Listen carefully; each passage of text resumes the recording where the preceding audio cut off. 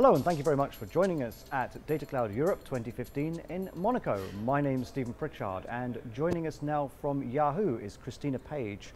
And Christina, you're the Global Head of Energy and Sustainability at Yahoo. That's correct. So tell us a little bit about Yahoo as a data center operator and an operator of IT resources firstly.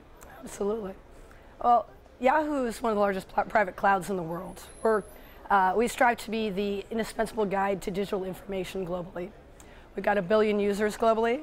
Tumblr, which we acquired recently, is approaching 500 million users.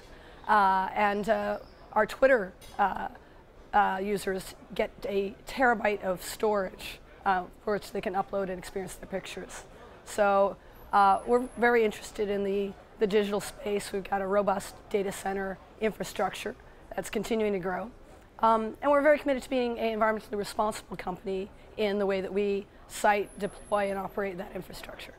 So tell us a little bit about the infrastructure that supports all these consumer-focused products and in terms of the number of data centers and the amount of data that's involved there, because it's a pretty large undertaking, isn't it? Absolutely. It's a large undertaking. We have a global presence. The data centers, we started building our own data centers in 2006, 2007. And again, are committed to being environmentally responsible in them.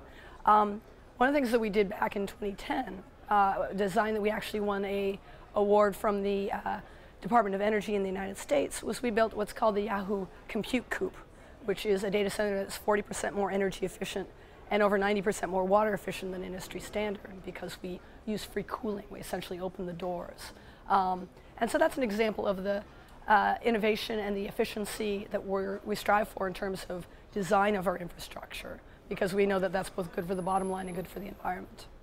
From a technical point of view, how difficult is it to implement some of these environmentally friendly strategies? And does it require a consolidated approach to have, for example, someone of your level of seniority driving that to make sure it happens?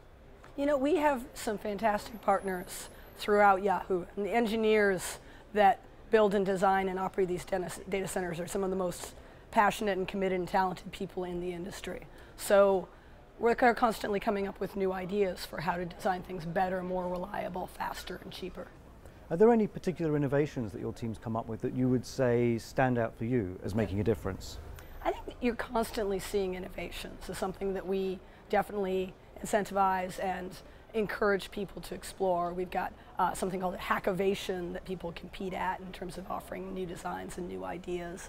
I'd say, again, the Yahoo Compute Coop is a design that we came up with about 5 years ago, and it is very innovative. It's very energy efficient, very water efficient, in that it doesn't require a centralized chiller. So it's cheaper to build up front and also a lot more efficient. And we have no loss of liability in some ways because of fewer moving parts to get a greater level of reliability. It's said sometimes that creating an efficient data center isn't one sort of big bang change. It's often relentless focusing on the detail and making sure that all the small parts are as efficient as they can be. Has that been your experience? I think it's a combination of both. You're both looking for the little things and constantly fine-tuning, including how you operate the data center. And it's also the big leaps in terms of innovation that take you to the next thing. We've looked at 4 different generations of data centers in the course of a very short period of time. And each time we're looking to innovate, we learn lessons from the last generation and push the envelope in the next generation.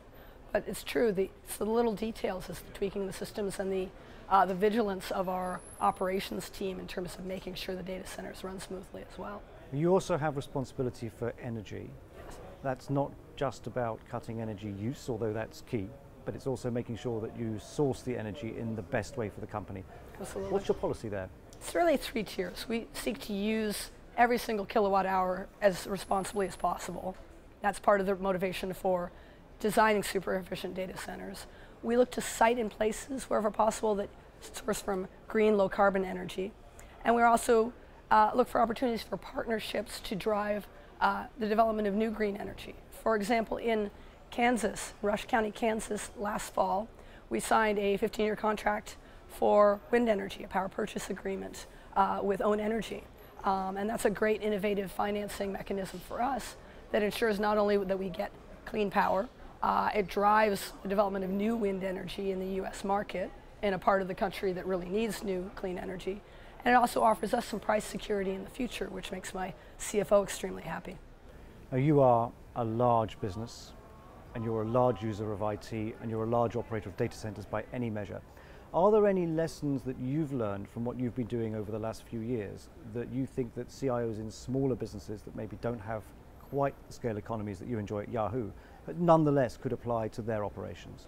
I think partnership and continuous innovation, really talking to the people throughout the business units, really partnering with people and looking at things collaboratively and looking for those opportunities continuously. Don't assume just because you're small or even a colo facility that you don't have opportunities for innovation. Christina Page from Yahoo, thank you very much. Thank you.